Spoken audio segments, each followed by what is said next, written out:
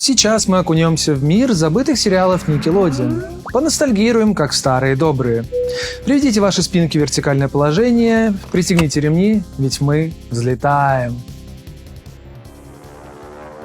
Лидеры моют машин. Как вы догадались? Я возьму один из твоих. Наказание? Понятно, все хотят.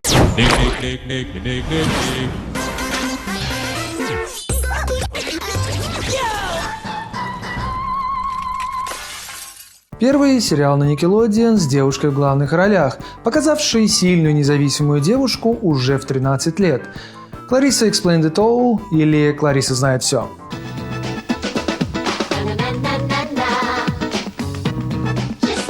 Клариса.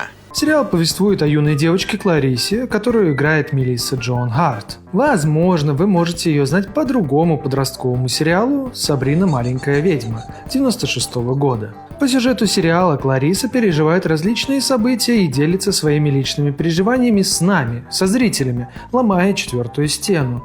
Не самый актуальный ход сейчас, особенно после фильмов о Дэдпуле. Однако тогда этот вариант подходил как-никак лучше. Дом ужасов Мафалды. Мафалда начала с аэробики. Так мы поддерживаем форму в женском клубе. Как же еще объяснить подростку о своих переживаниях, не вылезая из кадра и субтитров? В своих оборотах к камере она обычно саркастично шутила о происходящем, либо же как-то просто объясняла, что происходит в шуточной форме. Тут что-то не так. Сигнал идет из моей комнаты. Она где-то здесь. Ты где, деточка-конфеточка? Клариса живет со своей семьей. У нее там все хорошо, семья полная. Мама, папа и надоедливый младший брат без души. У Кларисы еще был питомец. Малюсенький аллигатор Элвис, которого она держала в детской песочнице прямо в комнате. Элвис – мой сторож-аллигатор. В каталоге он выглядит гораздо крупнее. Он изредка появлялся в первых эпизодах, после чего от него было принято решение отказаться в связи с его бездействием и постоянными тюканьями со стороны правозащитников животных. Она, как и многие девочки в ее возрасте, мечтает о клевом старшем брате, а ей подсунули этого душнилу. Да у тебя самый высокий балл в классе. Я думал, во всей школе. Ой, правда высокий. Также у Кларисы есть друг Сэм, которому она с радостью поможет, если сможет. Только результат не всегда позитивен. Сериал построен на модели ситкомов, где каждая серия не связана друг с другом, а идет отдельной историей. Однако сезоны все же делят периоды, в которых оказывается героиня. Просто я хочу выглядеть умной. А для этого необходимо следующее. Нацепить вот такие дурацкие очки. Все начинается с простых, незамысловатых детских тем, вроде пранков над братом и недопонимания родителей со школьной рутиной. После уже начинаются более серьезные темы, такие как отношения, работа и будущее. Все это связано с тем, что актриса, игравшая роль, сама росла, но и темы под стать ее возрасту также набирали обороты с каждым сезоном. Всего вышло 5 сезонов по 13 серий каждый. После было принято решение закрыть сериал по очень банальной причине. Мелисса росла, и на момент 5-го сезона ей уже было 17 лет. А это как бы не очень вяжется с подростковым сериалом о детских проблемах. 3 неверных ответа, и вы покатитесь по мозгостоку. А там такая гадость, просто мерзость. Хотя важно сказать то, что сериал стал в какой-то мере прорывным, сделав главной героиней девочку. И это никак не мешало смотреть сериал и мальчикам, учитывая опросы зрителей. Важной частью для повествования были вставки с графикой. Они иногда могли выглядеть как видеоигра, либо же просто графика поверх кадра. Такие вставки, как по мне, выглядят инновационно для того времени. Плюс к этому были попытки возродить сериал с уже взрослой Кларисой, которая станет мамой, но, к счастью, от этой идеи отказались. Паразитирование на старых героях – это, конечно, самое ленивое, что можно было придумать. Ла Маргарин, эста моншери, келе бурра. Très bien, mon frère. Помню лишь образ главной героини, а видел я его на канале ТНТ, хотя он также шел и на Nickelodeon Russia. Знакомые легендарные голоса русского дубляжа в очередной раз окатили меня порцией ностальгии, а вступительная песня теперь не вылезает из головы. Клариса очень умна. Почему же у нее возникает столько вопросов? Например, отчего папы являются источником постоянных недоразумений? Отчего мамы не желают вести себя соответственно своему возрасту? И отчего младшие братья вечно суются в ваши дела? Чтобы найти ответы, если не на все, то хоть на некоторые вопросы, смотрите Кларису. Завтра на канале Nickelodeon. Клариса у нас, конечно же, не первый сериал на Nickelodeon. До нее были и другие сериалы, которые для нас, для наших широт, особого значения не имеют. Чего нельзя сказать про сам канал Nickelodeon, который пытался нащупать почву и найти новую аудиторию. Начало 90-х стали формирующим периодом для Nickelodeon, когда сеть только переходила от низшего поставщика развлекательного контента к лидеру в детском развлечении. Среди ранних сериалов Hey Dude, Out of Control и Welcome Freshman выделяются своей детской комедией или же просто копировали уже существующие и переделывали на свой лад. Эти шоу, хотя и отличаются по формату и сеттингу, в совокупности способствовали формированию бренда Nickelodeon, сочетая юмор притягательных персонажей и тонкие уроки жизни. Hey Dude вообще самый первый сериал на Нике. Сюжет очень прост, тем самым и скучен. Главный герой Бенджамин купил ранчо, пытаясь сбежать от скучнейшей работы бухгалтером. Он взял с собой сына Бадди, который недоволен сменой обстановки, где он теперь не может покатать на скейте. На русском этого сериала не существует. Пришлось смотреть в оригинале. Точнее сказать, пытался посмотреть, так как все это выглядит с очень большой привязкой на американскую культуру с их ковбоями и Техасом, чего нам в большинстве случаев будет тяжело прочувствовать. Следующий Out of Control был первым скейт-шоу сериалом на канале. Шоу выглядит таким образом, будто оно создано внутри самой программы, так сказать, с двойным дном. Само по себе шоу выглядит довольно интересно. Лично мне понравилось. При просмотре в большей степени меня цепляли персонажи и их выдуманные передачи, в которых им приходилось изгаляться, дабы порадовать детишек у экранов. И еще один сериал под названием Welcome Freshman. Оно сочетает в себе скетчи на школьные темы, снятые в школе. В последующих сезонах сериал перешел на рельсы ситкома, что и привело к закрытию. Посмотрев пару серий первого и второго сезона, даже такое шоу смогло меня развеселить за счет своих классно поставленных шуток. Даже мне с моим английским было понятно, о чем идет речь. И это те сериалы, которые как раз и помогли каналу Nickelodeon нащупать ту самую форму, которая привлекала бы и дальше новую аудиторию.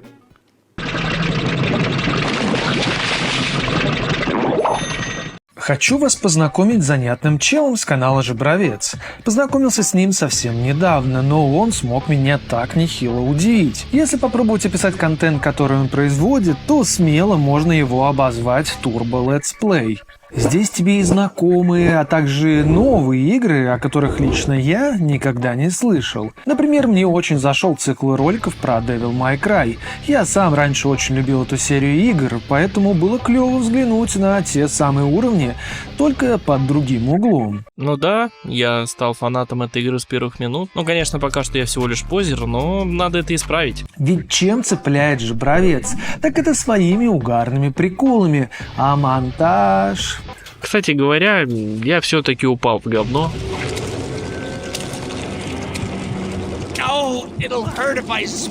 Это услада для глаз. Иногда все так четко попадает, что оторваться невозможно.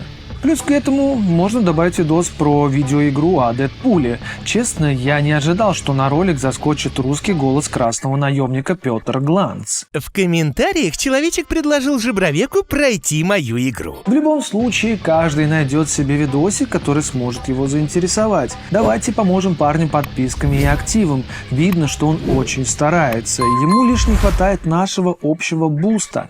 Ну а ссылка на канал будет в описании.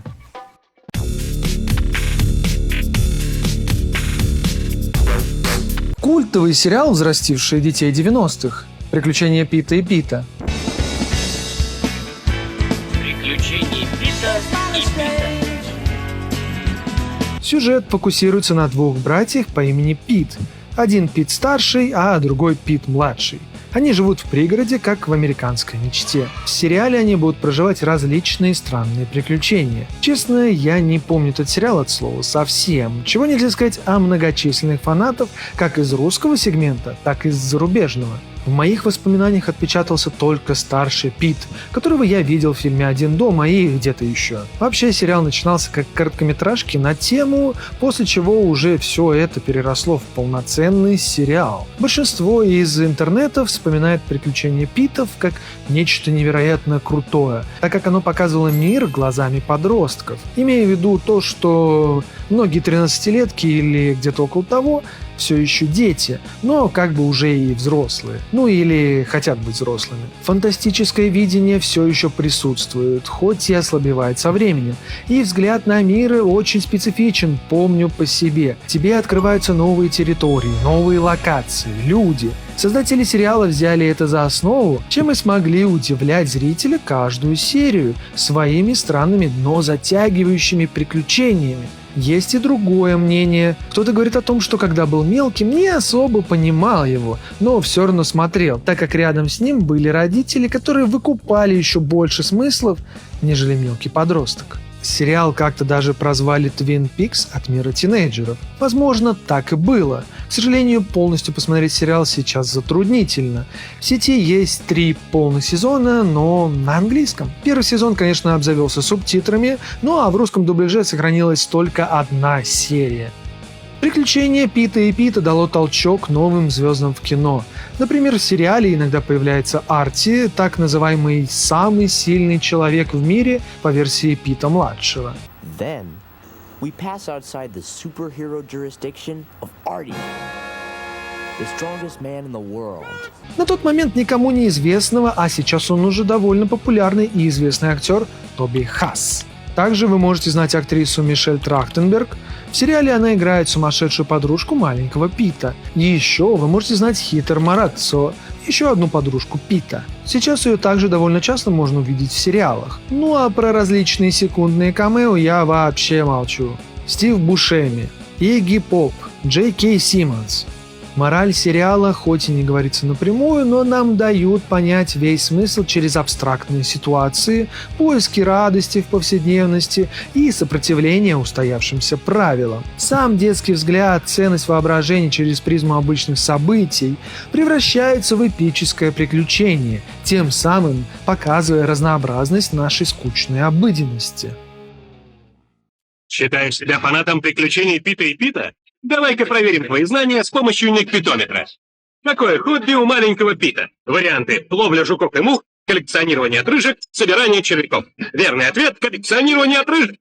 Подробности в очередной серии приключений Пита и Пита далее на канале Никелодеон. Хотите немного страшилок на ночь? И нет, это не «Мурашки», это оригинальный сериал от Nickelodeon «Боишься ли ты темноты?».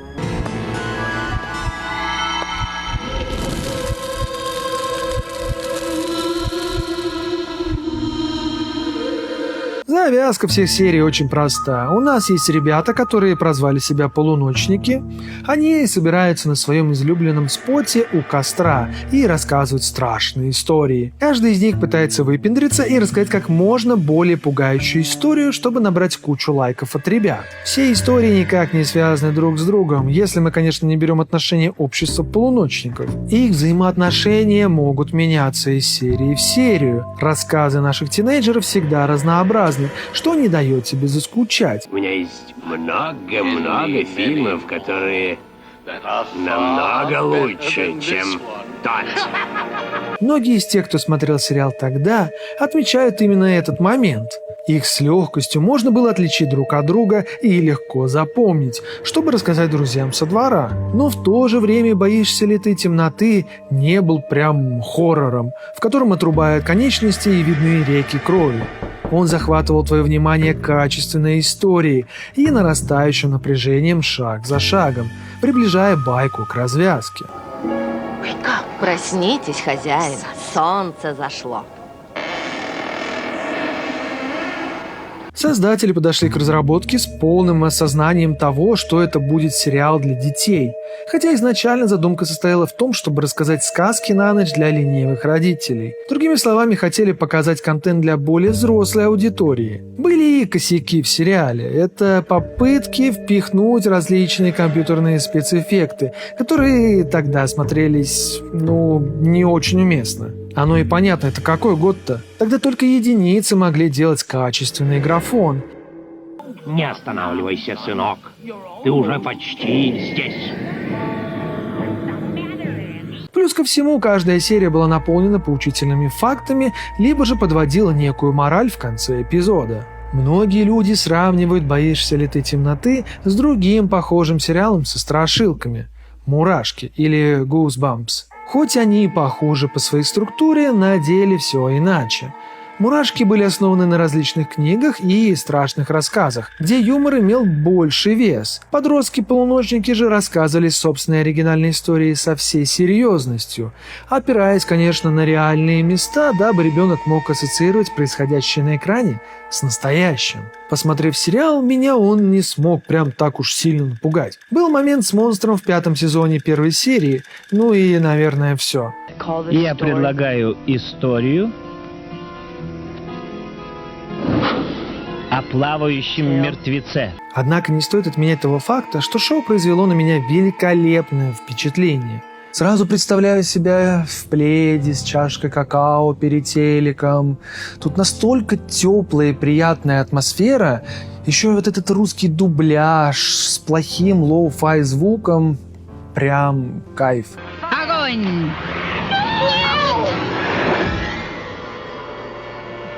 Яблочко. И если что, тут еще появляется совсем молоденький Райан Гослинг, если вдруг кому было интересно. Многие вспоминают сериал как то, что сформировало их любовь к хоррору. Несмотря на кринжовые эффекты, сериал смог пройти проверку временем и вызывать приятное чувство ностальгии сегодня. Даже была попытка возродить шоу в 2019 году, но такого же успеха обрести, к сожалению, не получилось.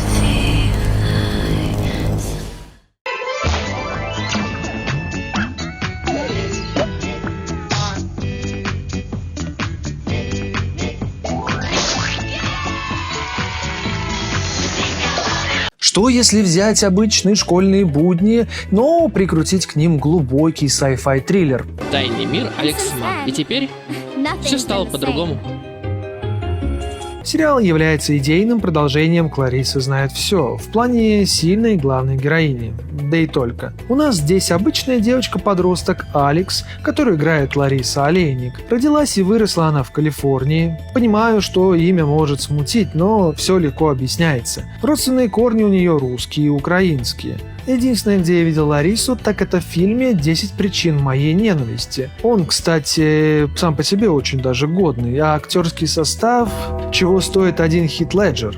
Но это мы что-то отвлеклись. Хотя это неудивительно, учитывая, каким вышел сам сериал «Тайная жизнь Алекс Мак». По сюжету Алекс у нас базовая девчонка-подросток, которую чуть ли не сбивает фургончик, перевозивший экспериментальные химикаты. По итогу фургончик врезается в пожарный гидрант, а химикаты попадают на Алекс. Оказавшись дома, она понимает, что обрела суперспособности, вроде телекинеза, генерации электричества и превращения в лужу. Он холодный.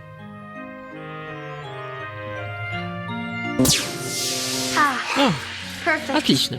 Любой X-Men сосет по сравнению с ней. Алекс приходится скрывать от всех свои способности, чтобы избежать преследования от амбалов из корпорации, которые создали эти химикаты. Знает о ее способностях сестра Энни и друг Рэй. Они-то и будут помогать Алекс уживаться с ее новым даром, а также пытаться решить проблему с этими самыми способностями.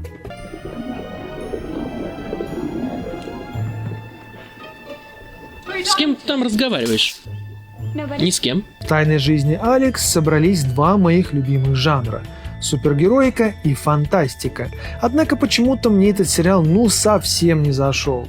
Может, из-за неправильного позиционирования самого шоу, ведь в нем же еще пытались уместить школьные будни с подростковыми проблемами. Тем самым создатели сварганили сборную солянку из кучи всего, но по итогу ни одна тема не доведена до конца. Плюс к этому сюжет подается чересчур пафосно. Пиджаки тут такие прям карикатурные злодеи, в злодейских декорациях, что выглядит уж сильно надуманно. Этому просто не веришь. Я говорил тебе, что ты ищешь ребенка с уникальными способностями или талантами. Могу отметить сцены со способностями. Они-то здесь сделаны очень неплохо, особенно для 94 года. Ну и еще здесь появляется совсем молодая Джессика Альба, которая с годами, похоже, вообще не меняется. Пиши в комменты, помнишь ли ты тайную жизнь Алекс Мак? Если да, то какие моменты были самые запоминающиеся?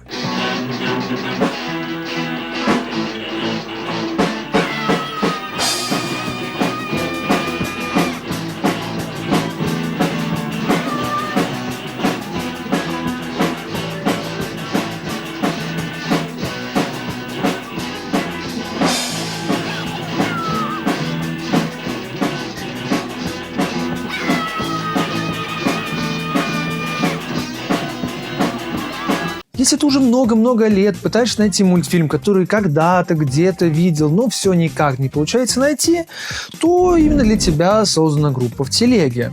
Мы там ищем мультфильмы по описанию. Также, если ты у нас опытный сыщик, тогда тебя будут ждать вознаграждения в виде Telegram премиум или других денежных вознаграждений за актив. Ну, а также подписывайся на мою телегу. Там у нас появляются различные новости о канале и не только. Все ссылки будут в описании.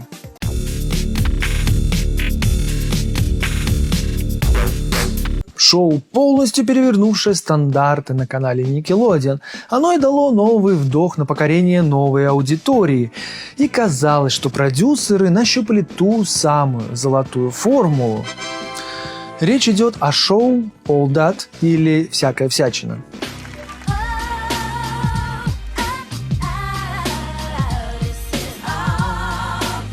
В этом шоу сошлось, наверное, все, что могло сойтись. Начиная от шикарной вступительной песни, заставлявшей тебя подпевать, ну или на крайняк двигать тазом в такт, до приглашенных музыкантов, которые появлялись в конце каждого эпизода. Сразу скажу, что я помню это шоу, но, к сожалению, на данный момент эпизодов с русским дубляжом нигде не найти. По крайней мере, мне удалось найти только один, но уже с новым так себе составом. Если у вас есть такие эпизоды, я буду рад, если вы мне напишите, поделитесь этими выпусками, и мы восстановим это прекрасное шоу на русском. Этот парень вернется сюда и снова будет мазать сыром детей, а может и самого себя. Да. «Всякая всячина» дала невероятный буст молодым актерам, которые в будущем получат свои отдельные проекты, но об этом чуток позже. Само по себе шоу работало по очень простой, но прекрасно проработанной структуре. Каждый эпизод – это набор скетчей, в которых присутствовали зрители. Также здесь было позволено импровизировать и уходить от заданного сценария, тем самым сценки ощущались намного живее и веселее. Если вам предложили теплый яблочный сок, то знайте, это вовсе не сок. Самый классный состав время от времени менялся, но главные звезды всегда оставались на своих местах. Весь основной состав был в первых 5 сезонах, после чего было принято решение сменить актеров, что повлекло за собой резкое падение в качестве. Первый состав я очень хорошо помню, в особенности Кенана и Кела. Они в будущем получат свой сериал под названием «Кенан и Кел». Во втором сезоне пришла еще совсем юная Аманда Байнс, которая позже также получит свое шоу под еще одним банальным названием «Аманда Шоу».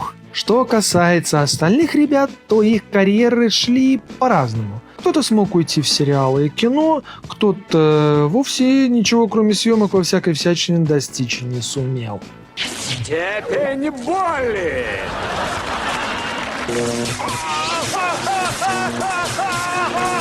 Большую роль в продвижении шоу сделал исполнитель Кулио. Это тот чел, который спел мегапопулярный хит «Gangsta's Paradise». Он время от времени появлялся в шоу, чтобы исполнить тот или иной свой трек. Кулио своими появлениями бустил не только шоу, но и свою карьеру тоже, о чем не раз говорил в интервью. Вообще, с первых же кадров можно заметить, что из шоу прям сочится со всех сторон черная культура. Музыка, стиль, поведение. Даже самые клевые из ребят были черными. И из-за этого было много споров в то время по поводу продвижения черной повесточки. Хотя, на мой взгляд, я не вижу в этом ничего плохого. Эй, прочь с дороги!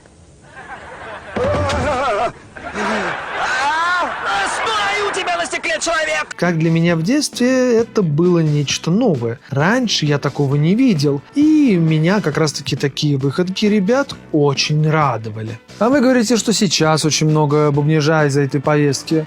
Вон, раньше тоже было, просто в более мизерных масштабах. О, спасибо, я не знал. Смотри, куда едешь, осел! А ты козел! Урод! Шоу продержалось аж 10 сезонов, несмотря на низкие рейтинги последних 5. Детки все еще смотрели, пока не стали старше. В 2019 году была попытка возродить шоу, но все провалилось из-за внезапной вспышки ковида. Ну и правильно, такое шоу, как по мне, должно оставаться в прошлом, без этих ваших ребутов и ремейков. Повезло, что фамилия не Какашка. А то бы вас звали братья Какашка. Повезло. Не самая позитивная часть Nickelodeon, однако о ней тоже нужно сказать. Главным сценаристом и шоураннером всякой всячины был всеми известный продюсер Дэн Шнайдер. В самом начале он показал себя как очень милый и добродушный пухляж, который всегда отлично ладит с детьми. Однако на самом деле уже тогда в нем просыпалась та самая черта характера, за которую его будут бояться на всей съемочной площадке. Если говорить чуть подробнее, то он выставлял детям условия, при которых они и вякнуть не могли, боясь угрозы увольнения. А представьте, каково было ребенку, которому улыбнулась удача стать звездой. Никто не хотел терять такую возможность. И это было только начало. Дальше хуже. Поэтому я буду иногда к нему возвращаться по мере появления проектов Дэна Шнайдера. Мы на Nickelodeon готовим нечто грандиозное! Это огромные порции Kenan и Kel! Каждый день Nickelodeon будет подавать порцию одного из ваших любимых сериалов Kenan и Kel. Две легенды из всякой всячины, получившие собственный сериал Kenan и Kel.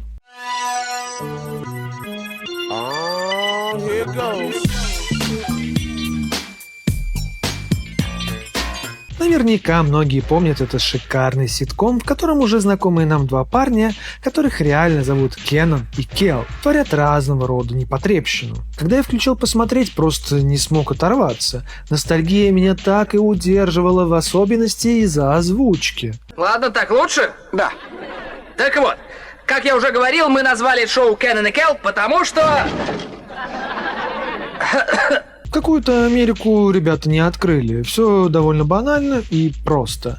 Один из них более адекватный, Кенан, а другой взбалмошный и неадекватный, Кел. Он какого-то хрена без ума от фанты, у них это какая-то оранжевая сода. Как апельсиновый тоник, сэр? Прекрасно! Вы хотите пить, сэр? Да, пожалуй. Насчет сюжета, то тут каждая серия никак не связана друг с другом, поэтому истории всегда разные. Все нормально, скоро мы увидим продолжение Kenan и Kel. Ое! Самый большой кайф во всем этом, что ребятам позволялось импровизировать, и их отыгрыши добавляли некую перчинку в происходящее. Отлично. Ой. Никаких Извини, проблем. я нечаянно. Ничего. Будучи тогда ребенком, меня очень забавляли дурачества ребят. Сейчас я смотрю на это с неким презрением, так как эти их странные кривляния очень сильно выделяются. А если проиграете вы, Крис будет работать у меня в магазине в подвенечном платье, а? Идет! Спорим! Ладно, поспорили, я пошел. Хорошо! Заткнись! Сам заткнись! Только из-за того, что мне очень нравится этот сериал, я закрываю глаза на эти моменты. Еще один момент в сериале меня удивил. Хоть актеры здесь и чернокожие, каких-то стереотипичных или заезженных шуток про черных здесь минимально. Что, естественно, добавляет баллов в шоу. Если мы посмотрим на заставку, то увидим там Кулио. Снова. Он подружился с ребятами еще на всякой всячине и предложил свою помощь в написании музыки к интро. Звучит и выглядит она, конечно, имбово.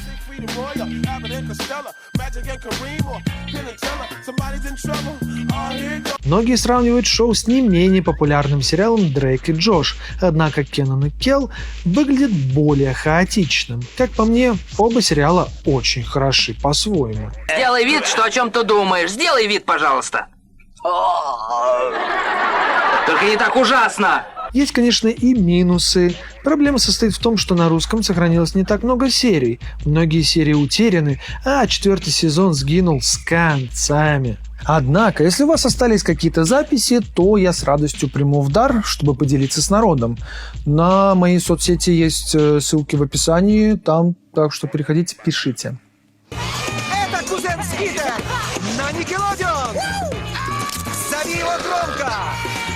Казалось бы, Nickelodeon нащупал формулу идеального шоу, но на деле оказалось все намного хуже, чем хотелось бы. Сейчас все поймете, когда расскажу о ситкоме «Кузен Скитер». Кузен Скитер. Мальчики из хора.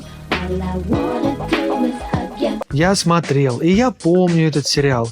Не знаю, как вам, но меня жутко бесил Скитер. Кукла, которую управляют через задний проход. Кто вообще додумался использовать куклу вместо обычного человека? Может, раньше это и работало, если вспоминать популярный сериал «Альф», то в «Кузене Скитере» это выглядит криво. Ладно, он кукла, так он еще и жутко бесячая кукла. По сюжету сериала мы наблюдаем за подростком Бобби. К нему приезжает его двоюродный брат, или, как у них говорят в Америке, кузен. Тут и начинается череда самых стыдных и кринжовых моментов. Каждую серию он вытворяет какую-то херню, а после уже Бобби приходится за ним все разруливать. По ходу эпизода Скитер выкидывает наитупейшие шуточки.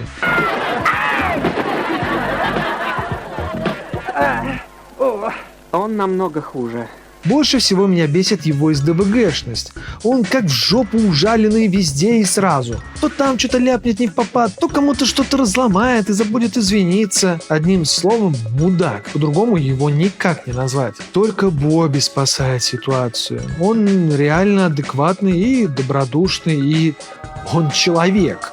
Возможно, создатели не хотели создавать еще один сериал с двумя черными главными героями, поэтому придумали использовать куклу, чтобы не повторяться. Кстати, может, если бы был человек, получилось бы еще хуже. Сейчас можно только догадываться. Бобби принес огромное количество пончиков, чтобы всех угостить, а в соседней комнате уже накрыт стол. В интернете многие вспоминают кузена Скитера с теплотой, рассказывая истории о том, что сериал захватывал все их внимание. Самое интересное во всей этой бакханалии была завязка сюжета. Какой-то такой твист, проблема, которая кажется вообще нерешаемой. А Бобби тут как тут разруливает все в 2 счета. Это казалось вторичным. Ты всегда знал, решение будет найдено при любом раскладе.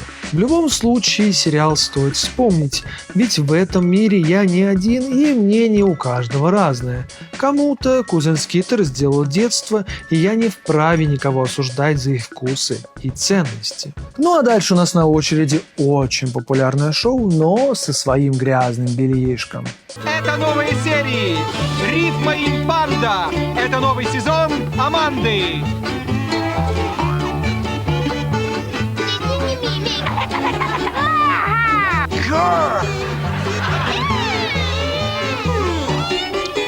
Тебя предупредили! На Nickelodeon начинается новый сезон Аманда Шоу по выходным в 16:25. Огромное спасибо тем, кто поддерживает канал финансово на Бусти, в особенности Cold Malina и Александр Зимин. Вы лучшие. Ты также можешь поддержать канал, оформив подписку, либо же задонатить и получить все респекты мира. Ссылку ты найдешь в описании.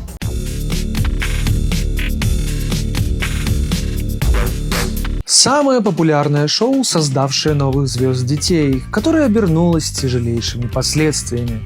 Аманда Шоу.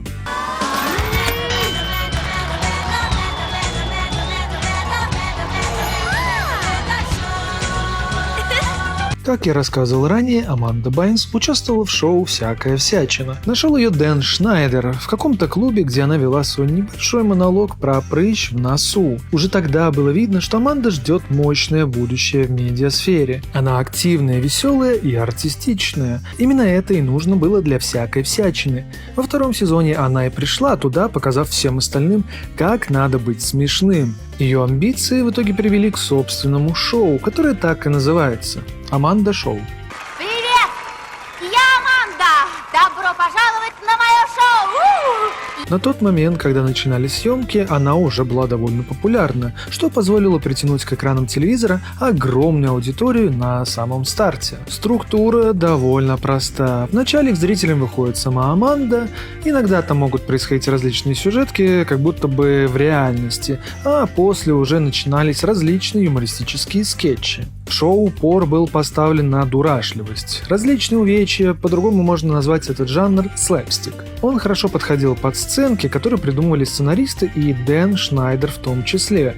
Зачастую некоторые успешные персонажи появлялись вновь, но уже с новыми шуточками. Например, часто повторялись сцены с судьей Труди. Аманда играет 13-летнюю судью, которая часто приходится разбираться в спорах между детьми и взрослыми. В основном она всегда встает на сторону молодежи. Ее инфантильный судебный пристав приводит в исполнение разные унизительные наказания, а затем она приводит танцующих лобстеров. Пристав, положите этого человека на плечо и крутите, пока ему не станет плохо. Есть, мэр. Господи, за что? Хватит! Мне уже дурно! Блокблистер. Это дешевая пародия на Blockbuster, популярный магазин видеокассет в 90-х. Многие, кто приходит, думают, что это оригинальный Blockbuster. Они хотят купить фильм, но понимают, что это всего лишь дешевая подделка, где работники видеосалона заменяют всех актеров. И тут начинается гневная реакция покупателей, на которую в забавной форме реагирует семья, владеющая видеосалоном. Это вовсе не «Звездные войны», призрачная угроза. Но, вы совсем не просите «Звездные войны», вы просите «Слезные войны». Кто хочет выиграть $5? Игровое шоу, пародирующее «Кто хочет стать миллионером», в котором задаются очень тупые вопросы очень тупым участникам, а выиграть можно только $5. Ну еще здесь появляется такой персонаж, как Пенелопа Тейнт. Она является фанаткой Аманды номер 1. Навязчивая поклонница, которая постоянно пытается познакомиться с Амандой, но каждый раз ее попытки проваливаются. Меня зовут Пенелопа Тейнт, и вообще я фанатка Аманды номер 1. И еще, она всегда продвигает сайт amandapliz.com, однако не все так радужно с Пенелопой Тейнт. Оказывается, что в момент зарождения этого персонажа Дэн решил назвать ее именно так, из-за очень, как ему казалось, веселого прикола, который поймут только избранные. На самом деле это сленговое обозначение области между анусом и пенисом. Да-да. И взрослые зрители, которые тоже шарят, сразу просекли, о чем идет речь, и тут же начали жаловаться на шоу из-за вульгарной фамилии. На этой неделе у меня совершенно новая игра про судью Труди. Теперь можно наслаждаться судьей Труди в домашней тишине и покое. Это еще цветочки, дальше жестче. Но для начала надо познакомить вас с Дрейком Беллом, который также является постоянным участником шоу. Тебе не нужно передохнуть от хохота? А вот Аманде нужно. Он, как и Аманда, имел своих персонажей. Например, самый запоминающийся был Тоттли Кайл. Непринужденный хипарь, рассказывающий базированные истории, часто говоря ну типа... Эй, где радиотелефон? Ай-яй-яй. Не знаю. Дрейк позже получит свой сериал. Ох, они вообще не старались. Под названием «Дрейк и Джош». Они оба познакомились на шоу Аманды, а Дэн сразу заприметил их химию и вдруг осознал, что нужно делать новый сериал с белыми цисгендерными подростками. Еще здесь появляется актриса Нэнси Салливан, которая также перейдет работать в ситком «Дрейк и Джош». К этому наипопулярнейшему сериалу мы еще перейдем, а пока осталась та самая история пожестче. Где моя дочь?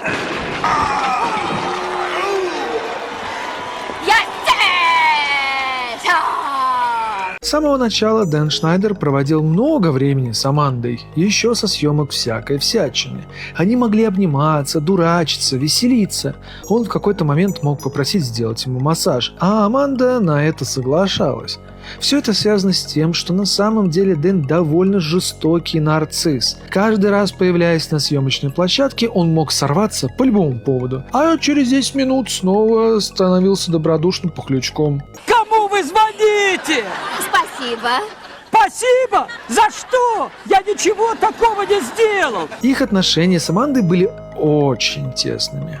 Они могли закрываться у него в кабинете под предлогом прогона сценария или что они типа обдумывали новых персонажей для Аманды. Что они там делали на самом деле, одному богу известно. Есть одна сцена, в которой Дэн сидит вместе с маленькой Амандой в джакузи. Сцена выглядит безобидная, хотя звоночек уже будто бы сам напрашивается. Тресну скунсом по башке, будешь знать! Да уж, время было другое. Да и какое-то отношение к Дэну на тот момент еще было доверительным, поэтому никто ничего не говорил. Хотя, возможно, это был страх. Страх потерять работу. Дэн часто манипулировал и угрожал сотрудникам увольнениями, если они не сделают то или иное действие. Близость с Амандой как раз и дала ей возможность стать новой звездой Nickelodeon, а Дэн смог воплотить идею в жизнь. Много лет они продолжали выпускать шоу, пока вдруг Дэн не осознал, что начинает терять ее. Аманда повзрослела и выросли ее запросы. Теперь же ей хотелось участвовать в чем-то серьезном, быть драматической актрисой, а не оставаться в заложниках образа придурковатой девчонки. Доклад про Авраама Линкольна, 500 слов, оценка 5 с плюсом. Нет проблем. Получите заказ в течение полчаса. У нее были какие-то роли в сомнительных сериалах, но на этом все и остановилось. Что там было за кулисами, до сих пор неизвестно, но одно было понятно точно. Карьера Аманды теперь закончена. Если посмотреть, как сейчас выглядит Аманда Байнс, можно смело сказать, что какое-то влияние или, может, даже насилие имело место быть. Как же печально узнавать, что творилось за стенами студии. Ведь мое детство, проведенное с Nickelodeon, было таким ярким, таким теплым, светлым. Знаете, иногда кажется, что лучше чего-то не знать, чтобы и дальше верить в чудеса.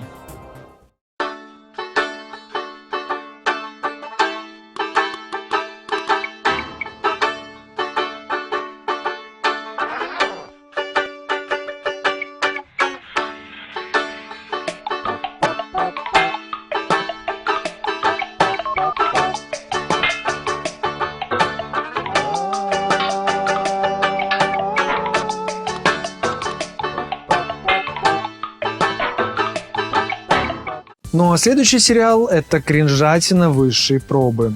Аниморфы.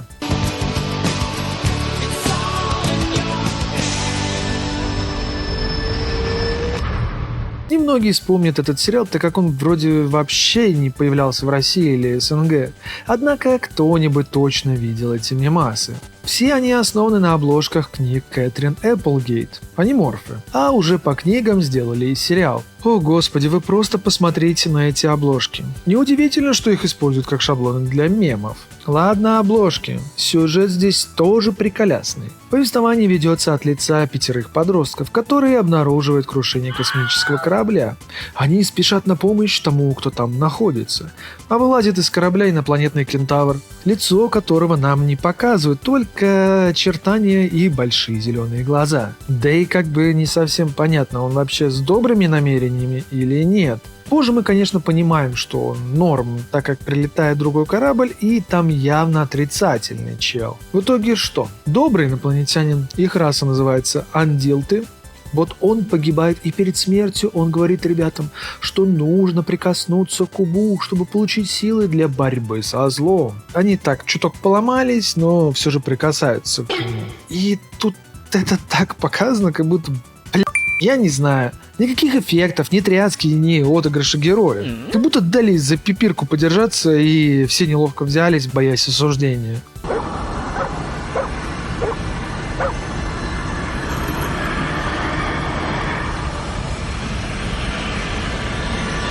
В общем, он наделил их силой морфинга, превращения в животных. И чтобы, сука, сделать это, им сначала нужно найти животное и получить их ДНК, или как-то синхронизироваться. Ну что за бред? Мне, чтобы превратиться в какого-нибудь крутого животного, волка или медведя, льва, нужно прям с ним соприкоснуться, чтобы получить его силу. И как я, по-вашему, должен был сделать это? Пролезть в зоопарк и потрогать там всех животных, что ли? Если так, то я бы, наверное, был только котом, потому что на больше не решился бы. И еще, нельзя находиться в звериной форме больше, чем 2 часа, иначе останешься таким навсегда. Ладно, так вот, наш зеленоглазый инопланетянин дает силу ребятам для того, чтобы они могли противостоять злым инопланетянам, которые решили поработить Землю посредством маленьких жучков-паразитов, которые проникают в мозг и контролят людей. Борьба аниморфов заключается в том, чтобы быть незаметными шпионами, нежели прям атаковать и уничтожить неприятеля. Это самое странное, что я когда-либо смотрел. Эти кринжовые превращения, нелепые сцены, в которых зачастую происходят загадочные вещи, да и как будто бы сам сюжет не прописан. Хотя что сложного просто взять и переписать книги под сериальный формат. Короче говоря, очень странный сериал на Nickelodeon. Вышло всего 2 сезона, но можно сказать 1. В общем счете 26 серий, которые закончились ничем. Это уж больно кривая поделка, да еще и мрачная такая. Зачем-то пытались тут преподнести какую-то нелепую серьезность всего происходящего. Только зачем? Это детский канал, здесь хочется что-то веселого и интересного, а не эти ваши Power Rangers курильщика. Папа говорит, я смешно одеваюсь. Что я похож на мешок с картошкой. Сегодня мама дала мне вот это фото. Это отец, когда он был молодым. Вот дает. Теперь, если он назовет меня мешком с картошкой, я знаю, что ему ответить. Понимаешь, о чем я? Перейдем от всратого сериала к более доброму и адекватному во всех его проявлениях. 100 подвигов Эдди Макдауда. Эдди, лучше займись своими подвигами. 100 подвигов Эдди Макдауда. Очередная попытка Nickelodeon прощупать почву к новой аудитории через простой сериал с подтекстом о человеческой карме. Сюжет тут такой необычный. Представьте, 17-летний парень по имени Эдди Макдауд – типичный школьный задира, который издевается над всеми подряд, от школьников до учителей. Но однажды он перегибает палку, когда закидывает бедную собачку камнями. Чтобы спрятаться от его нападков, она забирается в брошенную машину рядом, и та внезапно взрывается. Я тут просто Тут же появляется загадочный мистер по имени Дрифтер. Он напоминает ему про все издевательства, которые сотворил, и вдруг превращает его в собаку. Не в милого щенка, а в смесь австралийской овчарки и сибирской хаски. Пора изменить образ жизни Эдди Макдауд. Но ты полегче. Думаешь напугать? Я не из пугливых.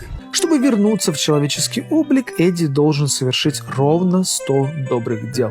Дрифтер дал ему одну способность, наверное, больше обременил его этим. Говорить он может только с одним мальчиком, Джастином, которого он как раз и обидел последним. Это ему также в наказание. Эдди Макдауд поселяется в семье Джастина под кличкой Роуди. Тут и начинается эпическая сага искупления. Дрифтер – это мистический тип, появляется в различных обличиях, рифмует свои речи и строго ведет счет делам. Если Эдди облажался – минус балл, а в конце, если все удастся, никто ничего не вспомнит, и Эдди вновь станет человеком. В чем дело? Где моя семья? Их нет, и в этом твоя вина. Шоу продержалось 3 сезона и насчитывает 40 эпизодов, но, увы, так и не завершилось из-за низких рейтингов. Было принято решение закрыть сериал. Получается, что Эдди Макдауд останется в облике собаки до скончания веков. Здесь полно знакомых лиц, которые появляются в других проектах. Голос собаки Эдди в 1 сезоне подарил Сет Грин, тот самый чел, который создал Робоцип. Во 2 и 3 сезонах его сменил другой актер, и это слегка изменило характер Эдди Макдауда. Многие связывают ухудшение сериала как раз-таки с уходом Сета. Я в русском дубляже этого, конечно же, никак не заметил, мне было и так норм. Дрифтера воплотил Ричард Молл, которого я видел только в одной роли. Он играл призрака в «Очень страшном кино 2». У него просто такая внешность, как будто ему идут только роли злодеев. В любом случае, он выглядит очень фактурно. Также здесь появляется актер из уже упомянутого сериала «Приключения Пита и Пита». Правда, здесь он уже подрос и пополнел. Вы, скорее всего, могли его видеть не на Нике, а на канале СТС. Раньше я этого сериала не видел, но, посмотрев его сейчас, ощутил что-то странное. Я хотела доказать, что я тоже умею веселиться. Веселиться? Да я чуть не заработал за тебя сердечный приступ. Он такой добрый, уютный, со своими нафталиновыми приколами из прошлого. Одним словом, было приятно его смотреть. Тем более он сильно отличается от набирающих популярность ситкомов, которые заполонили Nickelodeon. К сожалению, у Nickelodeon никак не получалось создавать камерные сериалы с глубокими смыслами. Поэтому канал решил отложить серьезные сериалы в долгий ящик до лучших времен. Братский союз между двумя не совсем обычными родственниками. На ваших экранах Дрейк и Джош. Самый лучший сериал за всю историю существования Nickelodeon и самый пик карьеры продюсера Дэна Шнайдера. Скорее всего, уже догадались, что это сериал «Дрейк и Джош». Дрейк и Джош.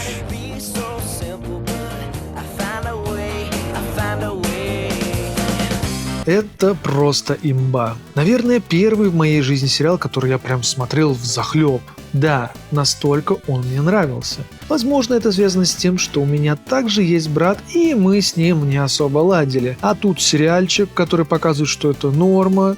Главное найти подход друг к другу, и все будет окей. Я принес тебе тянучки, красные. Я знаю, многим черные нравятся больше, но подумал, что...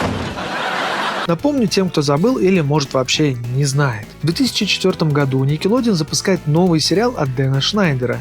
Главные герои — Дрейк, крутой музыкант и ловелас, и Джош, умный, но вечно влипающий в неприятности парень. После свадьбы их родителей они становятся братьями, а их сестра Меган, которую играет будущая обладательница своего шоу Миранда Косгроу, она настоящая королева пранков. 4 сезона, 60 эпизодов, 2 фильма, и вот шоу становится хитом. Но что делает его особенным? Не просто юмор, а реальные подростковые проблемы, с которыми сталкивались все из нас. Дрейк всегда попадал в передряги из-за девушек, а Джош из-за своей криворукости. Пока, Стефани. Пока, бабушка. Обожаю болтать с девчонками. Я люблю звонить своей бабушке. Однако эти же моменты и вызывали симпатию к героям. Ну а кто вам больше нравился, Дрейк или Джош? Как я уже говорил ранее, что Дрейк и Джош появлялись в шоу Аманды. Там Дэн и обратил внимание на химию между ними, после чего он вспомнил про другой популярный сериал с Nickelodeon «Кенан и Кел». Теперь он хотел создать свой, похожий по тематике сериал. Таким образом и родился новый ситком. Хочу проспать 3 недели.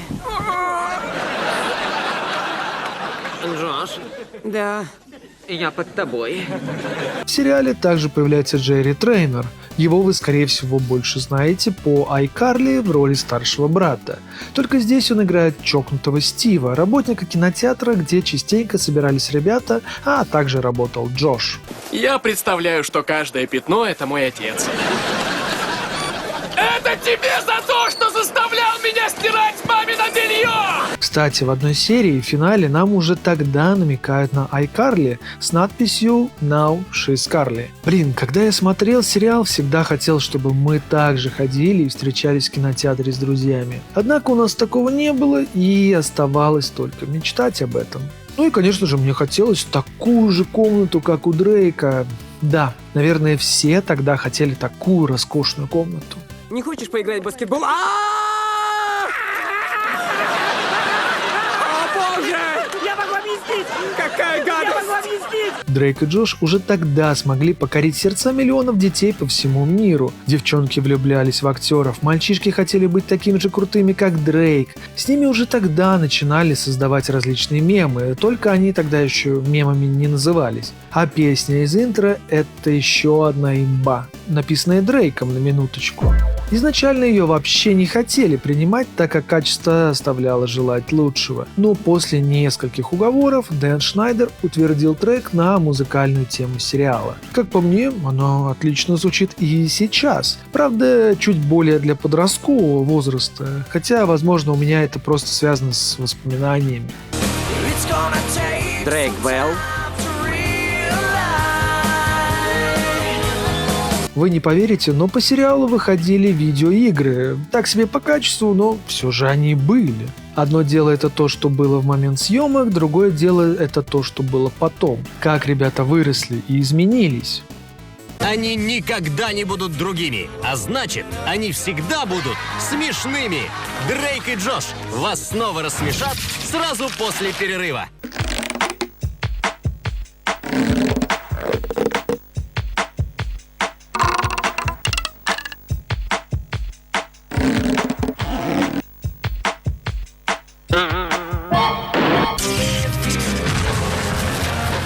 Где тут у нас смеются?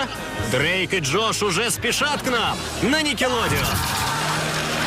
Начнем с Джоша, который в начале сезона очень комплексовал по поводу своего веса, однако позже с каждым новым сезоном можно заметить, как он худел и становился все краше и краше. Я скажу маме, что ты пил из пакета. После сериала на Nickelodeon Джош продолжал сниматься в различных фильмах и заниматься озвучкой, но как-то особо хитов с ним не заметил. Последний раз, где я его видел, так это в фильме «Оппенгеймер» Кристофера Нолана. В любом случае, каждый раз, когда я вижу его, выгляжу как Ди Каприо в том меме со словами «О, это Джош!». Что же стало с Дрейком? Это прям очень широкий спектр информации, от довольно неплохой карьеры музыканта до ужасных трагических событий. А можно я спрошу, ты там не выпил случайно кофе? Нет, немного. 6 чашек, и что?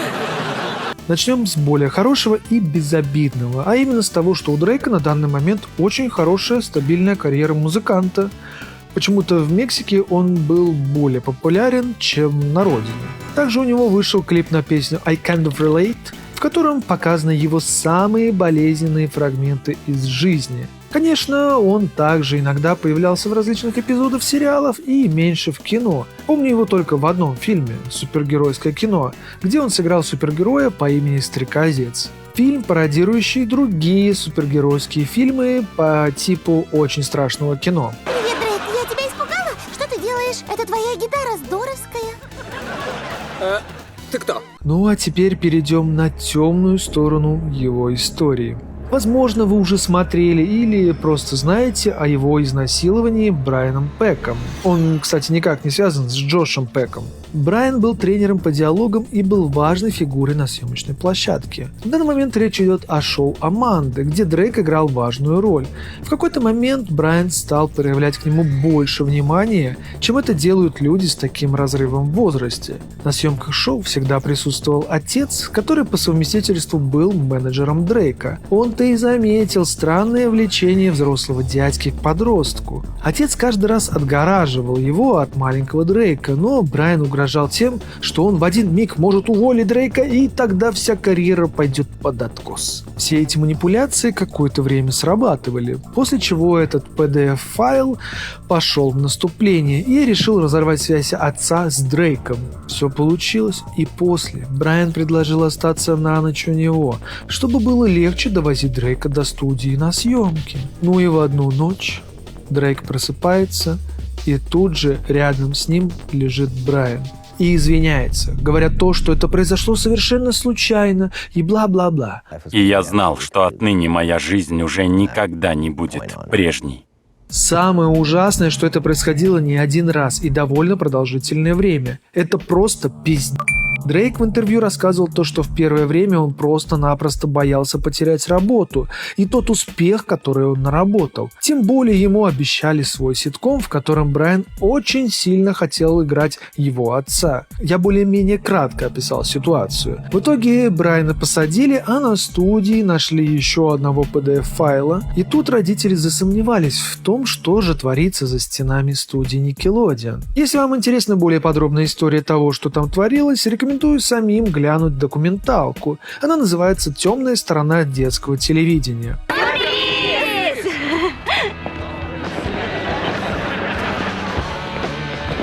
С днем рождения, брат! В любом случае, пересматривая сейчас сериал «Дрейк и Джош», он вызывает у меня приятные ламповые воспоминания из детства. А шутки, которые есть в шоу, вызывают смех до сих пор. Это не просто ситком, это целый кусок жизни каждого, кто смотрел его в то время. Обними меня!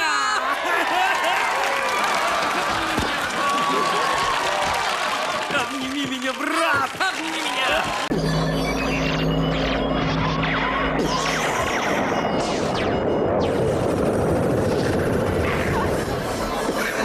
Если ты давно мечтал отправиться за границу, то тебе в этом поможет проверенный сервис по покупке дешевых авиабилетов Aviasales.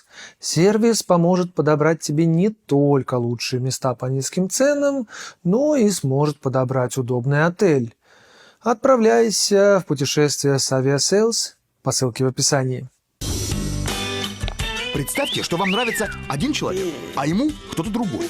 Но оказывается, что на самом деле совсем у вас не все было потеряно. Зная вы, что вы ему тоже, в общем-то, нравились. И если бы кто-то вам сказал, что вы нравитесь кому-то еще, и вы оказываетесь с этим кем-то еще, а не с ним, а потом он бросает ее, и вы остаетесь с ним, то как бы вы тогда себя чувствовали? Не такая. Каждый день на канале Nickelodeon. Не менее интересный в своей подаче сериал, рассказывающий о девочке Эдди Сингер, попадающей в различные подростковые казусы. Не такая. В сериале «Не такая». Автор идеи Сью Роуз. Еще одна забытая жемчужина Nickelodeon. Мало кто вспомнит об этом сериале, но я очень хорошо его помню. Смотрел его постоянно. Он мог идти вслед за Дрейком и Джошем, поэтому пырил в телек я довольно долго. По сюжету у нас главная героиня Эдди Сингер, которую играет еще совсем маленькая Эмма Робертс. Она, кстати, племянница Джулии Робертс. Так вот, она переживает различные школьные подростковые будни и попутно пишет об этом песни. Буквально каждая серия заканчивается песней, которая подытоживает все, что произошло с героиней. Один сапог, другой сапог. Эпизоды частенько могут начинаться с конца в виде флешбеков. В своих похождениях Эдди не одна, вместе с ней ее верные друзья. Парень Зак, защитник природы, и Джина, школьная модница. Она мне, кстати, нравилась больше, чем Эдди. Не знаю почему. Также у нее есть старший брат Бен, который меня безмерно бесил своим позерством, что он типа такой ошалеть какой крутой. Еще здесь появляются две девчонки-задиры, которые тоже такие мрази. Они меня тоже жутко бесили. Ну и, наконец, я вспомнил, что здесь была директор Брейндивайн. Ее персонаж сейчас ощущается совсем по-другому. А тогда она для меня была какой-то никакой. Кстати, если перевести ее фамилию, точнее, просто обозначить как говорящую фамилию, то можно подумать, что она та еще алкашка. Это многое объясняет в ее поведении, если у нее утром бренди, а вечером вайн. Это учебное заведение, а не бунгало на морском курорте с трехразовым питанием. Как по мне, сериал вышел очень даже душевным, со своими приколясами, которые сейчас, к сожалению, не цепляют так, как раньше. А жаль. В моем воспоминании сериал «Не такая» был очень интересным, со своими идеями. Это был я в рекламе. Это я покакал в подгузник. В детстве я был актером. Есть одна хорошая вещь. Сериал бустанул карьеру Эммы Робертс, после чего ее стали звать в сериалы и фильмы намного чаще. Если я вижу ее в каком-либо проекте, она для меня навсегда останется не такой девочкой из 7 класса старшей школы.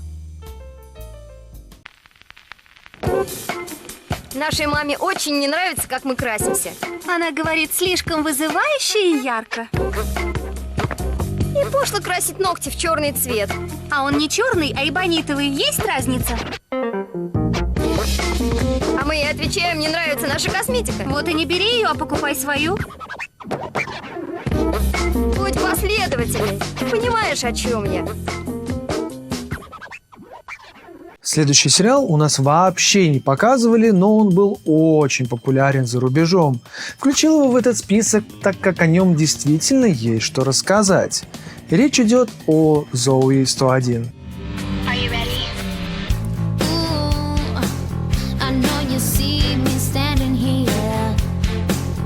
Ситком рассказывает о жизни юной девочки Зоуи, которую играет младшая сестра Бритни Спирс, Джейми Лин Спирс. Дэн Шнайдер еще во времена всякой всячины заметил ее на пробах, а после уже и пригласил ее в свой сольный ситком. И да, семья Спирс тут никак не вмешивалась со своими деньгами. Так вот, она попадает в школу-интернат, в которую девочек редко принимают. Ну вот нашей Нитакусе повезло. И теперь она учится в престижной школе в Южной Калифорнии. По ходу сюжета Зои знакомится с новыми людьми, обретает дружбу, познает любовь. Вот именно акцент на отношениях и выделяет этот сериал среди других. Выбранное направление сериала повлекло за собой череду событий, в которые очень тяжело поверить. Для начала Джейми Лин оказалась скользкой гадиной. Она выдумывала различные подлости, чтобы сместить Алексу Николас, актрису, которая играла ее соседку по комнате. Видите ли, Спирс казалось, что она пытается украсть все ее эфирное время. Но по факту это было не так. Однако ее план сработал, и уже в 3-м сезоне Алексу заменяет другая актриса, и это многим известная девочка, но уже другим, тоже своим шоу, Виктория Джастис и ситкома «Виктория Победительница». Другой прикольчик связан с тем, что Спирс забеременела в 16 лет, где-то на 4-м сезоне. Шоу, конечно же, досняли и выпустили в свет, но такие новости шокировали всех. Поэтому единственным верным решением было закрыть сериал. Плюс ко всему сказанному, уже позже появилась информация о нездоровых отношениях со стороны руководства на съемочной площадке. В том числе я говорю о Дэне Шнайдере. Он, по заявлениям актрис, вынуждал одеваться их более открыто, а также создавал ситуации, в которых девочки бы выглядели более сексуализированными. Как по мне, ситком очень девчачий, с девчачьими проблемами. Вот именно с такими девчонками, которые из себя все такие фифы. Хотя можно было показать более зрелых и интересных девочек, раз уж вы продвигаете сексуализированную повестку. Ну, ничего, следующее шоу вас точно порадует.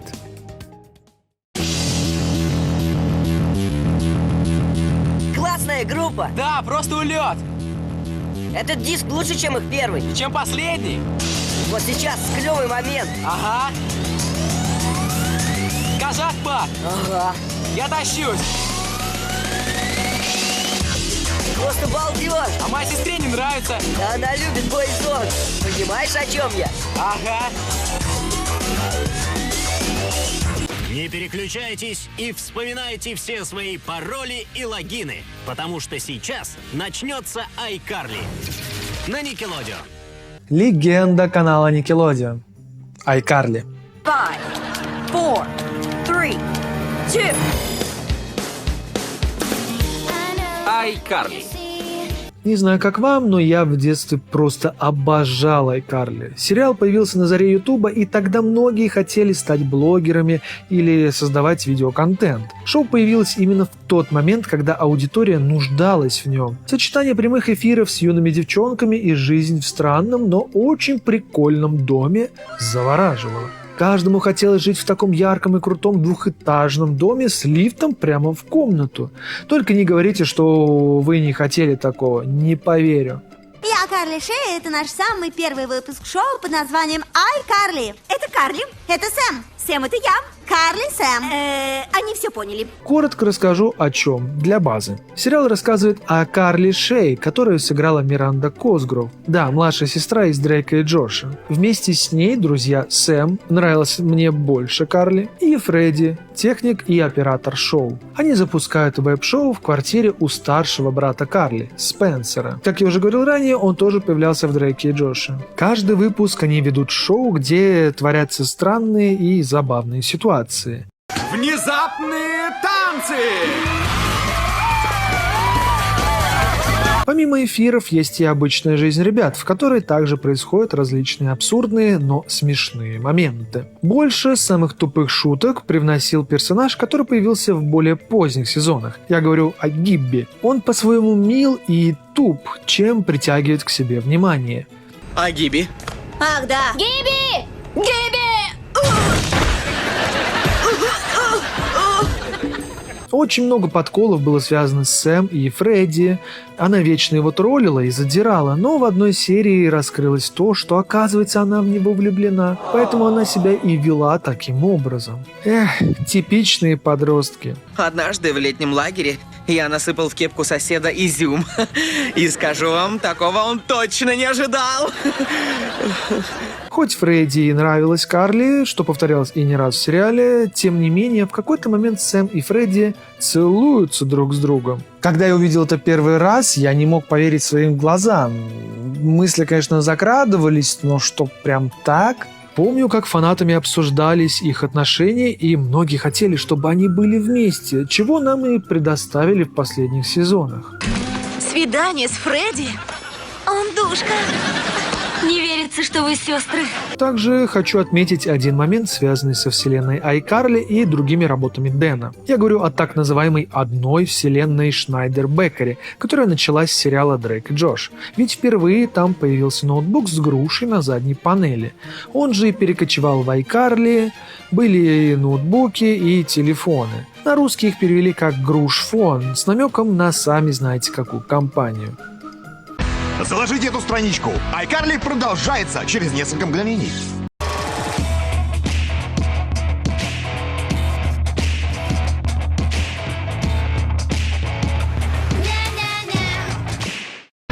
Мы продолжаем путаться во всемирной паутине непоняток. iCarly. Не только груши связывают вселенные, но и актеры. Иногда в шоу заглядывали актеры из других шоу и наоборот. Например, в iCarly захаживали актеры из Дрейка и Джоша и Виктории Победительницы, о которой мы поговорим позже. Также и актеры iCarly приходили в шоу Виктории. В ситкоме появлялись не только актеры из других проектов Шнайдера, но и другие популярные личности из нашего, реального мира. Например, самым необычным и запоминающимся было появление Мишель Обамы на момент правления Барака Обамы в Америке. Еще сюда приходила Эмма Стоун, Джек Блэк, Джимми Фэллон, и это я перечислил только тех, кого знаю сам. В шоу было много звездных появлений, просто я их не знаю.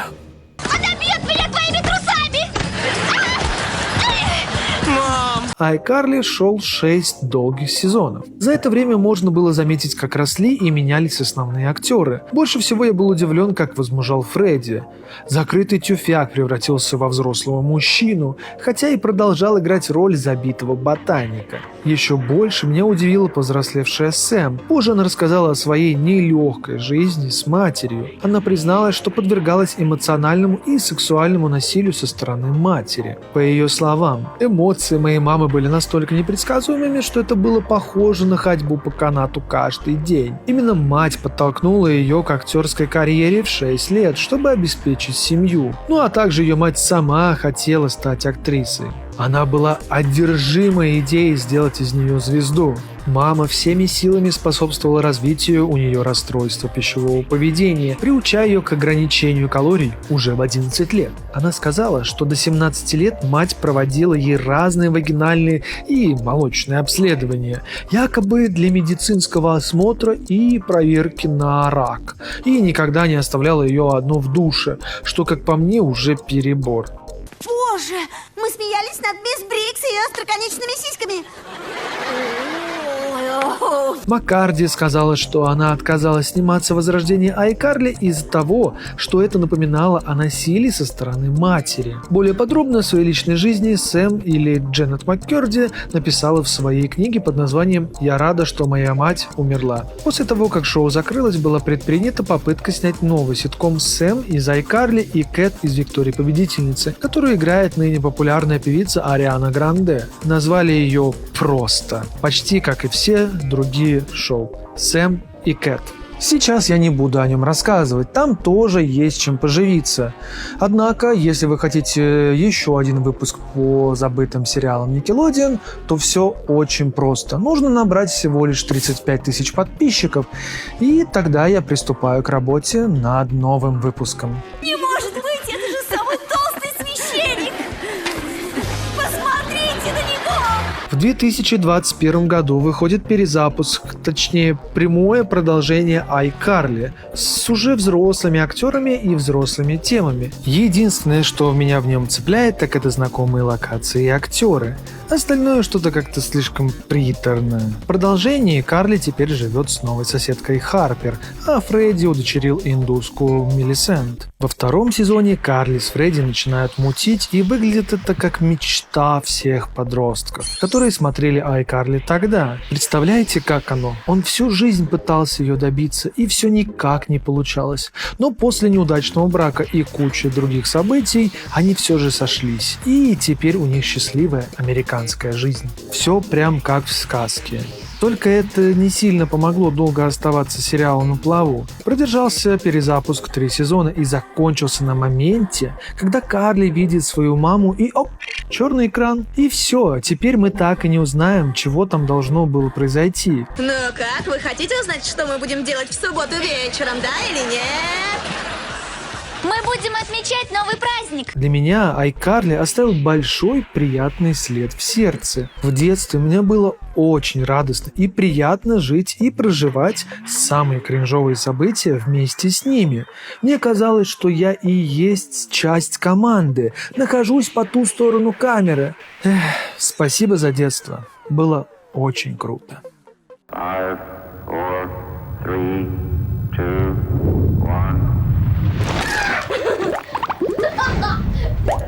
Сейчас могут быть проблемы с просмотром видео на YouTube и блокировками различных сайтов.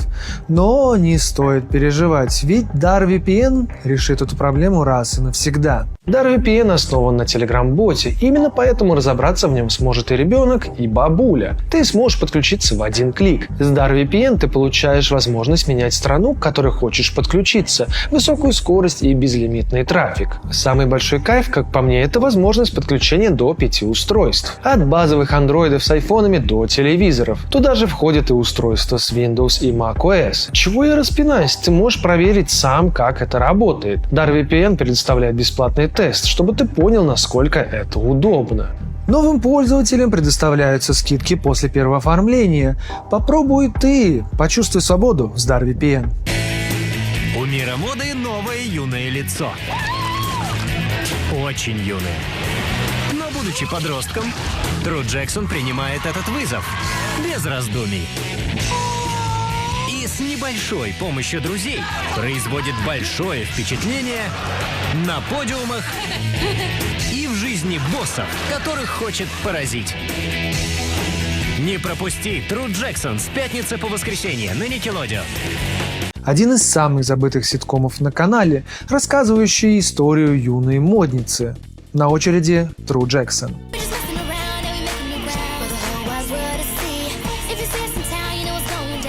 В сериале «Тру Джексон». Господи, я совсем забыл об этом сериале, пока не нашел его в списках. Посмотрел и просто ужаснулся, какая же это душнота. Сначала о завязке, а после уже скажу, почему он вышел так себе. Конечно, ты можешь на меня... Что это? Мы падаем? Лулу, убери с кнопки руку! Я не хочу умирать!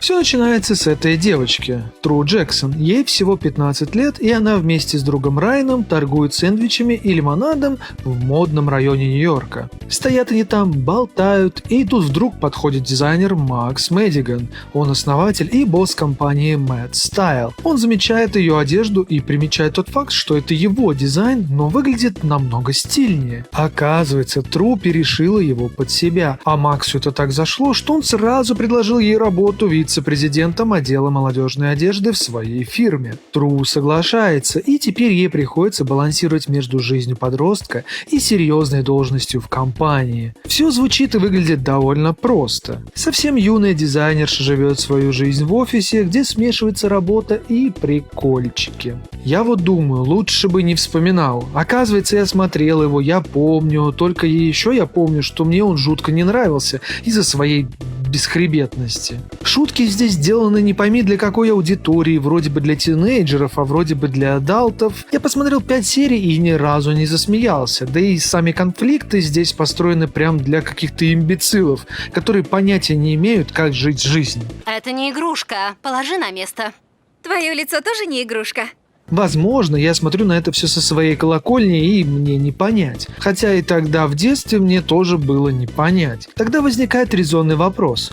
Может, проблема не во мне, а в самом сериале? Да, конечно, создатели пытались показать нам жизнь подростка, которому посчастливилось получить работу уже в таком юном возрасте, да еще и такую престижную и ответственную. Только зачастую Тру со своими друзьями занимаются ерундой на рабочем месте и каких-то прям действительно качественных моральных моральных тем здесь нету. Я делала реферат по Исландии, но мне снизили оценку за то, что текст был написан в форме рэпа. Бум-тч, бум-бум-тч. Честно говоря, я вообще не удивлен, почему у True Jackson всего 3 сезона, где второй просто разделен на 2 части. Был забытым, пускай таким и остается. Я тоже могу быть неправ, и у вас есть свое мнение на этот счет, поэтому и существуют комменты. Напиши, что в нем такого крутого, чего я не смог понять. Далее. Big Time Rush. Один из самых популярных сериалов, одаривший невиданной популярностью 4 слащавых мальчиков. Да-да, это Big Time Rush. Автор сериала Скотт Феллоус. Big Time Rush. У меня после прослушивания интро пробежали мурашки по коже. Хоть она и сильно попсовая, ностальгию никто не отменял. Раньше я до дыр мог пересматривать похождения фантастической четверки. У них по сюжету все просто. Есть ребята, хоккеисты из Миннесоты, они грезят стать профессиональными игроками. А есть пухлый популярный продюсер Густаво. Он может сделать звезду даже из собаки. Это один из часто повторяющихся приколов, так как обычно Густаво обзывает ребят псами. Даже если они сделали что-то хорошее, все равно будут псами. Ты поешь так, что я хочу станцевать! На том свете! Ему срочно нужно найти нового исполнителя, а тут как тут появляется один очень талантливый парень. Кендалл, но он готов отправиться в Л.А. только со своими закадычными друзьями, иначе ни в какую. По итогу Густаво соглашается и перевозит всех 4 в местечко под названием Palm Woods, где будут жить наши будущие звезды. Ну и все. Здесь и начинается бесконечное кривляние и развитие нашей четверки. Эй, у тебя проблемы? Я был удивлен тому, что, оказывается, создателем сериала является Скотт Феллоус. Он же также является создателем мультсериала «Джонни Тест». Я о нем уже рассказывал во 2-м выпуске забытых мультсериалов Cartoon Network. Если интересно, я оставлю ссылку в описании, либо переходите по подсказке. В Big Time Rush была очень занимательная система монетизации. Идея заключалась в том, чтобы создать бойс-бенд и к нему уже прикрутить сериал, чтобы сериал пиарил песни, а песни сериал. Гениально! Очень даже. Наша четверка — это реальные певцы с хорошими поставленными голосами и на минуточку со своими реальными именами. Кендалл, Джеймс, Карлос и Логан. Именно они исполняли вступительную песню и по итогу записывали все песни, которые появлялись в шоу. Плюс к этому был записан отдельный альбом, треки из которого могли не появиться в сериале. Привет! Приветствуем на Rock Records! Привет! С первой же серии ребята захватили внимание молодежи на Nickelodeon. Все хотели попасть на их концерты и увидеть их вживую. Такая возможность предоставлялась и не раз. Между сезонами ребята отправлялись в тур по Америке, а после продолжали снимать новые сезоны и так до окончания сериала в 2013 году. По итогу Big Time Rush выкупила все свои же треки у Nickelodeon, что позволяет им зарабатывать до сих пор. У ребят неплохие сольные карьеры и сегодня, но есть одна хорошая новость для Европы. Если вы хотели послушать их песни вживую или увидеть ребят, у вас есть такая возможность. Ведь Big Time Rush приезжает в Европу с концертом. На этой афише вы можете посмотреть, какие города они посетят. Поспеши, может, уже все билеты распроданы. Мы можем носить банданы. Это будет наша фишка. Банданы. В этом 2025 году было объявлено о разработке фильма по Big Time Rush. Ребятам в данный момент где-то около 35 лет, и фильм будет посвящен более взрослым проблемам и их решению. Ну и что я могу сказать по итогу? Сериал по-своему крутой и задорный, особенно за счет химии между ребятами. Каждый раз при просмотре я верил им, что они реальные друзья. На съемках они то и дело могли импровизировать, чем могли позабавить себя и съемочную группу, создавая легкую и непринужденную обстановку. Big Time Rush — это реально кайфовый ситком. Премьера нового шоу «Виктория Победительница» начинается прямо сейчас. Ну и последний сериал, который я застал и смотрел на телевизоре, он получил довольно смешанные отзывы, хотя все еще набирал довольно много просмотров. Речь пойдет о сериале «Виктория Победительница».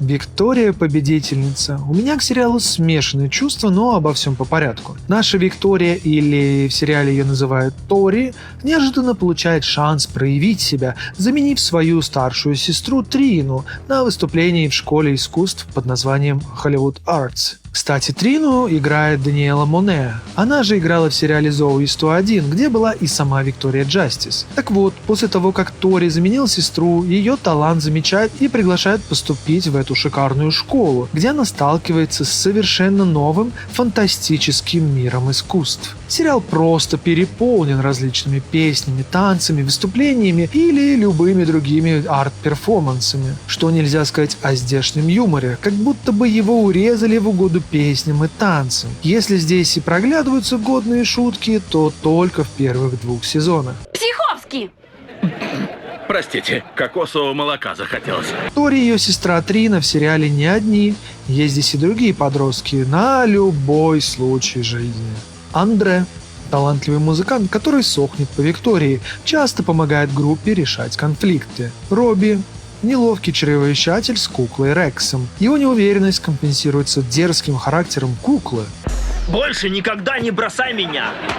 Оу! Я помогал Тори! Меня? Бек – харизматичный актер и парень Джейд, спокойный и уверенный, часто выступает миротворцем в группе. Джейд – саркастичная неформалка, певица и актриса, часто является антагонисткой. Ее сложный характер скрывает уязвимость, особенно в отношениях с Беком. Она мне нравилась больше всех из девочек. Какая картина! Дэниел обедает со своими девушками. С новой и с использованной. Кэт – наивная, милая, но рассеянная певица. Ее детская энергия и странности делают ее любимицей фанатов. Скорее всего, вы уже знаете, что в реальности она в данный момент очень успешная певица, величает себя Ариана Гранде. И вся эта банда каждую серию будут танцевать, попадать в различные траблы и кое-как выкарабкиваться из них за счет своей смекалки. Стоп, это тот про девушку, которая восстала из мертвых и убила ножницами своих подруг? Да? И начала с красивой. Про шоу ходят легенды, что Дэн Шнайдер снова устраивал здесь очень странные сцены эротического характера. Хотя, когда я смотрел это все мелким, мне как-то было похер. Этих скрытых подтекстов я совсем не замечал. Чего нельзя сказать об испорченных взрослых, которые видят пошлость тут и там. Что? Пощупай. Гладь скорей, блин. Ладно, но я не вижу в этом ничего. Ого, какая гладкая! Конечно, сейчас, когда меня носом тыкают и говорят: посмотри, это явная порно-сцена, но завуалированная. Конечно, теперь я так и буду думать. Как по мне, сериал был не таким уж и клевым. Что-то в нем все равно не хватало. Того, что было в предыдущих работах Nickelodeon.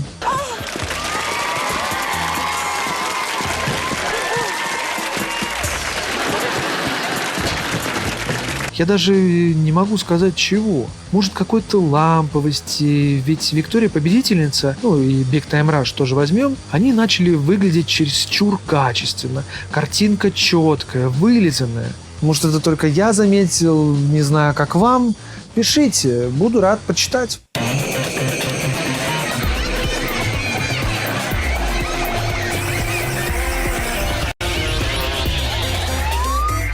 «Виктория победительница» — последний более-менее успешный ситком, созданный Дэном. Кто бы что ни говорил, каким был абьюзером Дэн, и вообще он был то еще мразью, но нельзя упускать того момента, что он подарил нам детство посредством очень крутых и реально веселых, интересных ситкомов. Ever. Вот если меня сейчас спросят, какие сериалы ты смотрел в детстве, первое, что мне приходит на ум — iCarly и Дрейк и Джош. Попробуйте вспомнить какие-нибудь другие детские сериалы, которые также въелись в память, как эти. Думаю, с этим будет тяжеловато. Да, я понимаю, какой ценой он все это сотворял, но подумайте сами. Они же там все в Голливуде злобные дядьки с деньгами, и они делали и будут творить ужасные вещи ради своей выгоды. И Дэн просто еще одна пешка в чьих-то руках, который попал под раздачу, чтобы отвести взгляд от более серьезных ребят, о которых мы никогда не узнаем.